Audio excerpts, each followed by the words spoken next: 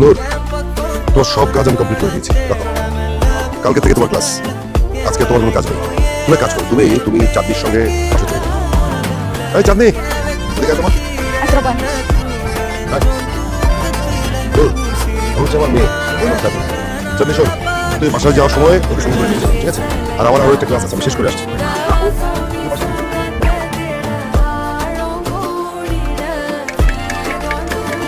গাড়িতে চলো।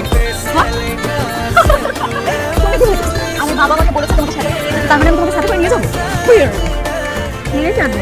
তোরা বলছিলি তোর বাসায় খুব ব্রিলিয়েন্ট স্টুডেন্ট আসবে, তুই নাকি তার সাথে প্রেম করবি। এই তোর হবু বয়ফ্রেন্ড। আশ্চর্য দোস্ত, তুই মজা কেন নিচ্ছিস আমার সাথে? আমার এক্সপেকটেশন ছিল হাই। আমি কি করে বলবো বল? বাবা এরকম একটা খ্যাত গাইয়া ছেলে ধরে নিয়ে আসবে। তোরে না আমি মারবো না।